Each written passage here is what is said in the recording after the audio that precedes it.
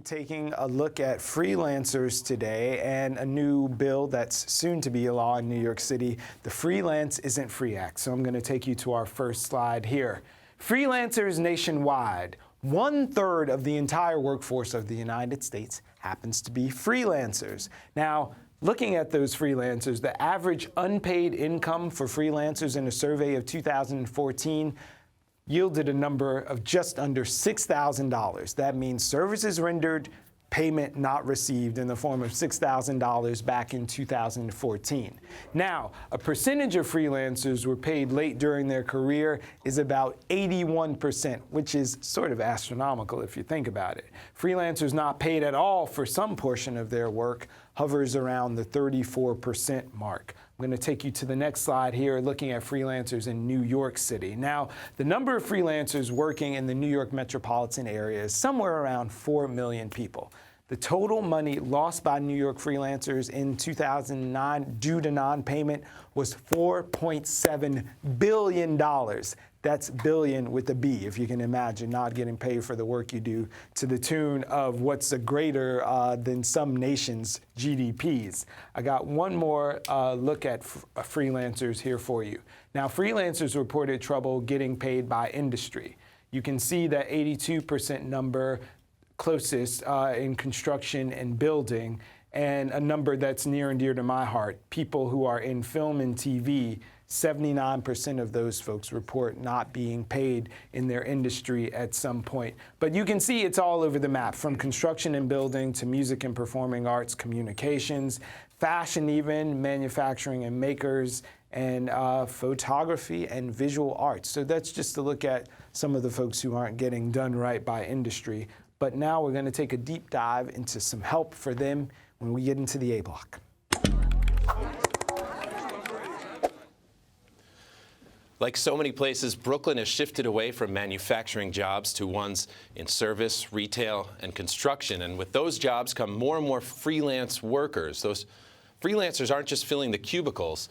They make up an astonishing 38% of New York City's workforce. But they face challenges that are unthinkable to those working full-time, like getting paid late or not getting paid at all.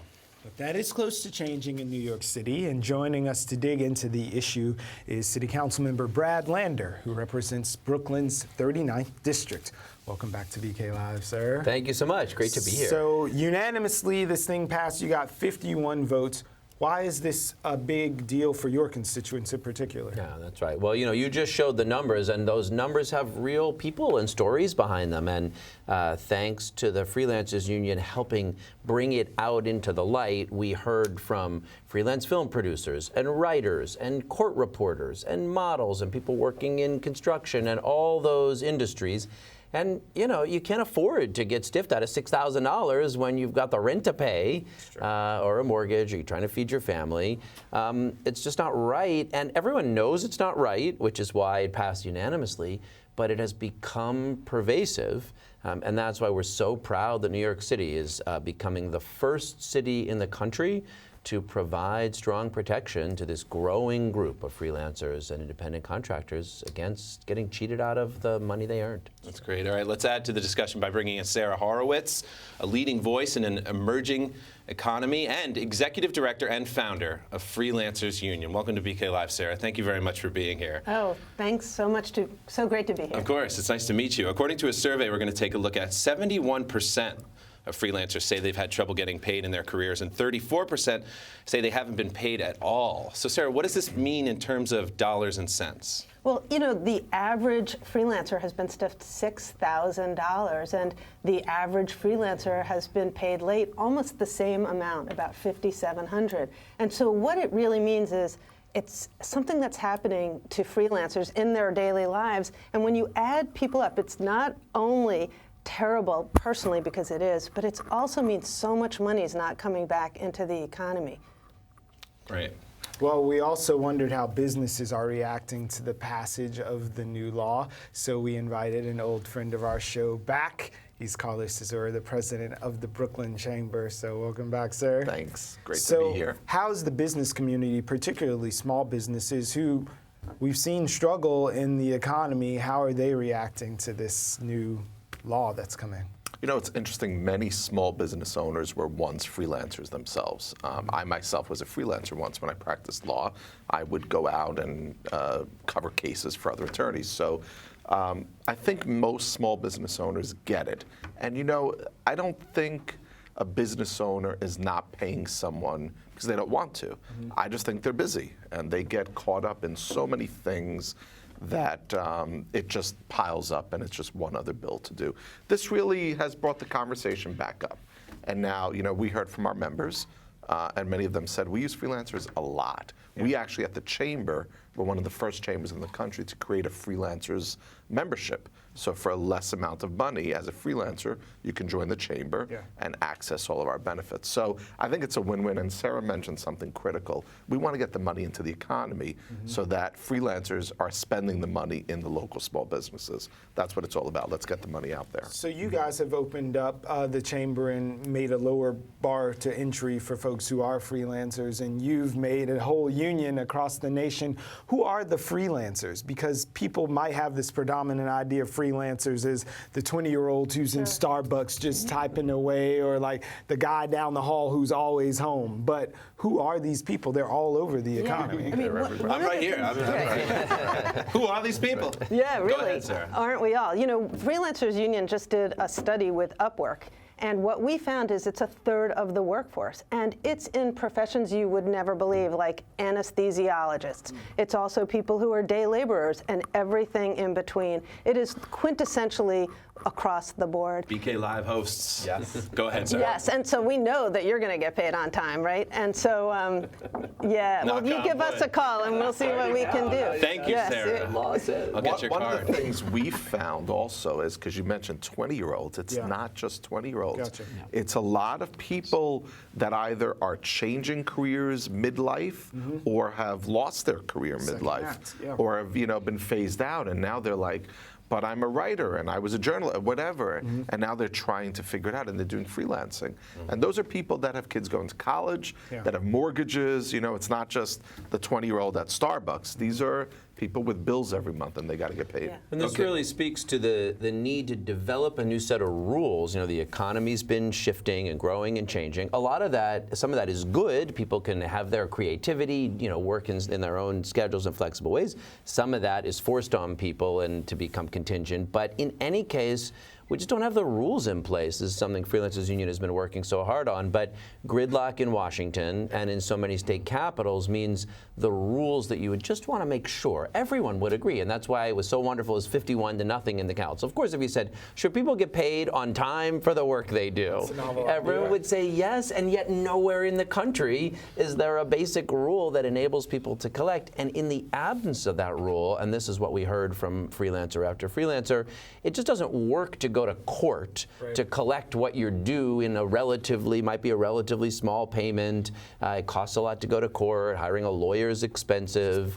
And so it's evolved in a very bad way. The good news here is this law puts us on the right path. Give us the And then substance there's- of the law. And yeah, to that end, let's take a look at it. Let's look at the Freelance Isn't Free Act. One, it gives employers 30 days after freelancers are done with their work to pay them, and other employers have to provide written contracts for projects above $800. Sarah, what else does it do? Well, it makes it that if you don't get paid and you do go to court, you can get double damages and attorney's fees. You have to get paid that 30 days. And those are the basic things. I'd say the most important thing is that if you are a freelancer right now, you can go to DCA and to the state government, the city government, and Brad can go into that. But it also builds in enforcement, because now that you have double damages, you can go to a private attorney, you can come to the Freelancers Union, you can go to the Domestic Workers Union, make the road.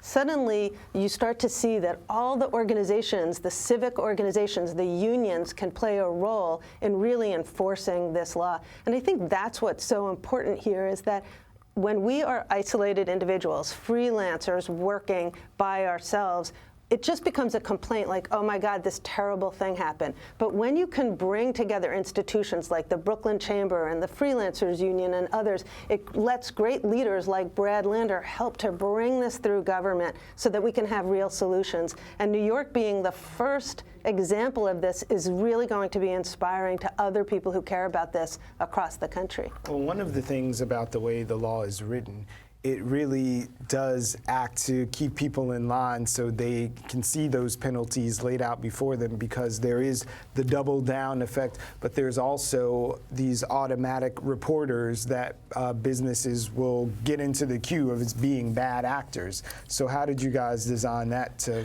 just stop it before it starts? Yeah, well, because that's the goal, right? The goal is to have people just paid on time without having to go through a complaint or a legal process. But you have to put that in place to make sure folks do. And the inside of the Freelancers Union was to try to model it in many ways on the kind of protection that exists from the state labor department against wage theft. So you can choose. You can just go to court with help from an attorney or an organization and exercise your rights in court. Or you can go to the New York City Department of Consumer Affairs, where they've just set up a great new Office of Labor Standards, and file a complaint. And you say, here's my complaint, I wasn't paid, here's the work I did. They'll then send a notice of that complaint to the hiring party. And hopefully that hiring party will then just say, oh, sorry, oops, we forgot, and they'll pay, which is the goal. If they don't, DCA can take a few more steps, including if the hiring party doesn't respond at all, giving essentially what amounts as a notice to the judge that says, we believe what the freelancer is alleging here because we got no response. And in addition to helping people get paid without, in some cases, even ever having to go to court and straining their hand in court, DCA will also be collecting all those complaints. So where there are particular companies or employers who have a persistent track record of violating, then the city itself will get involved. And in addition to the claims individuals have, the city can bring a suit to try to change those practices so it doesn't happen anymore. Not that we have any of those kinds of businesses in Brooklyn, but you and the chamber were behind this and walked it and supported from the beginning. So I just wanted to know what the sort of temperature is in the business community as freelancers continue to unionize and get stronger, how Brooklyn's small businesses and large folks who are coming in all the time are reacting to New York's law now. It goes back to what I said earlier. I don't think people are doing this because they don't want to pay. I just think with everything going on in a small business, particularly the mom and pops where there's just one or two people working, it just falls off the, you forget to pay a bill. We do it at the chamber sometimes. We have an invoice, you forget to pay it, and then someone sends you an email, you're like, oh my God, let's pay this right away. So no one's malicious about it. We just want everyone. You work hard in this city.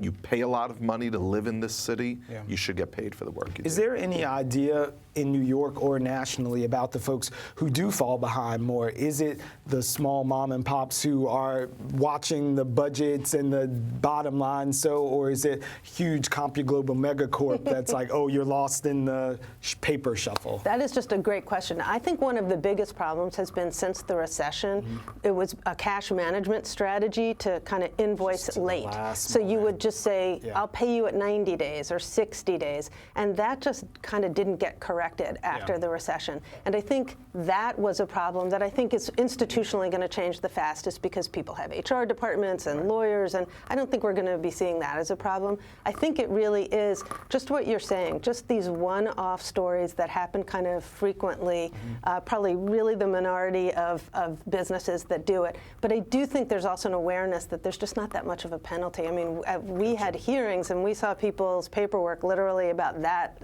thick, of having to go and prove a small claims court with every receipt that no freelancer wants to be keeping track of. So they just say, forget about it. And it's a lot of money. The average is about $6,000. So.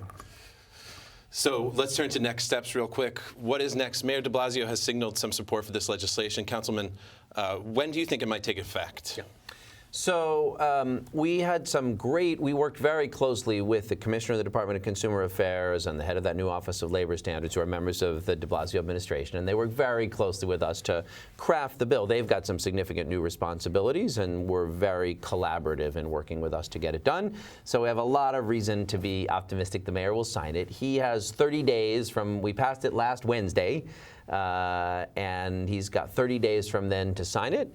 And we're looking forward to that. And then it goes into effect 6 months from the day that he signs the bill. Well, we're blessed to have you all in Brooklyn, 3 people of goodwill, and I'm going to go to you. You're the national freelancer person. You guys have mobilization campaigns. How can we get this thing to go statewide and nationwide? Yeah, no, that's great. And what we've done is you can come to our website and start signing up and letting us know where you are and what you want to be active in. And that's really what happened here is it's the local freelancers who get together. We can take this legislation and people can then bring that to their city in Buffalo, Rochester, Albany, to cities across the country. And so really it's about coming to us and then we can build our organization. We're in 23 cities. Very locally, you can join us, Spark, and start to work on advocacy with us. So thank you for that question. Well, thank you 3 for being here. There are a lot of freelancers on this set in this building. It's not always easy, so we very much appreciate the work that you do, myself included. Thank you very much, the 3 of you, for being up here. Thanks for having us. For sure.